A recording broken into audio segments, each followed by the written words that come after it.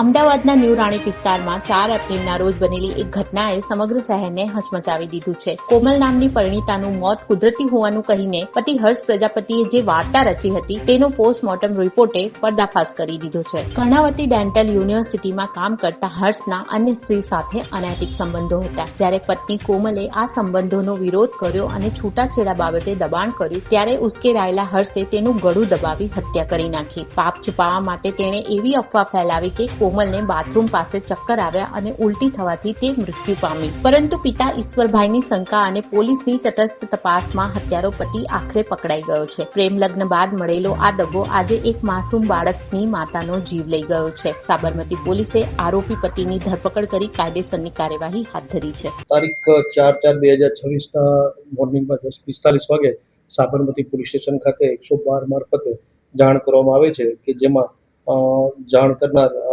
આ કામના આરોપી હર્ષ કે જે પોલ 78 રેસિડેન્સી વિશાદ ગ્રેસ સ્વામિનારાયણ મંદિરની પાસે રહે છે, જેમને એમની જાહેરાતમાં હર્ષ મુકેશ પ્રજાપતિ જણાવ્યું કે પોતાની પત્ની અને સવારમાં ઉઠ્યા બાદ શરીર એકદમ ઠંડુ પડી ગયેલ અને એને વોમિટિંગ થતા બાથરૂમની અંદર વોમિટિંગ કરવા ગયેલ એ દરમિયાન તે પડી ગયેલ અને એને ચક્કર આવતા અલગ અલગ ડોક્ટરોને બોલાવી અને તપાસ કરતા તેનો બ્રીથિંગ ન હોય અને ત્યારબાદ 112 અને 108ને બોલાવતા એની ડેથ જાહેર કરવામાં આવેલી હોય.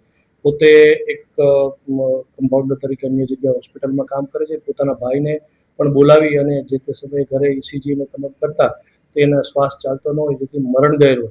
ડૉક્ટર તરફથી એવું કહેવામાં આવે કે મેન્યુઅલ સ્ટ્રેંગ્યુલેશન છે, એટલે કે હાથેથી કે અન્ય કોઈ વસ્તુથી ગળું દબાવી અને એનો શ્વાસ રૂંધી નાખવામાં આવેલ છે જેવી હકીકત જણાવી, જેથી તાત્કાલિક જ આ બાબતે પોલીસ ઇન્સ્પેક્ટરશ્રી તથા અમે અને અધિકારીશ્રીએ તપાસ કરીને પૂછપરછ કરતા આ કામે હરેશ મુકેશ પ્રજાપતિએ પોલીસ પૂછપરછ દરમિયાન પોતાનો ગુનો કબૂલ કરેલ કે પોતાની પત્ની સાથે થોડાક સમયથી પોતાના લગ્ન સિવાયના અન્ય જે સંબંધ હતા જેને લઈ અને વાત જાહેર થઈ હતી, જેને લઈ અને અગાઉ મહિલા પોલીસ સ્ટેશન ખાતે એક અરજી પણ આપવામાં આવેલી હતી જેમાં બંને પક્ષને સમાધાન થઈ ગયું.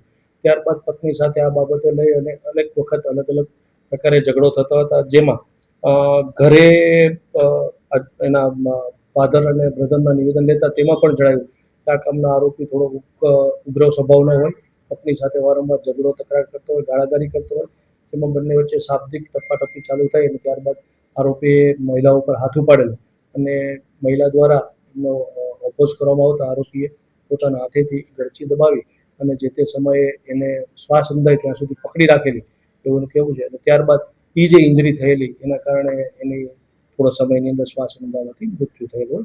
ઘરની વીજળી સ્વયં બનાવવા આજે સે સોલારનો સંપર્ક કરો.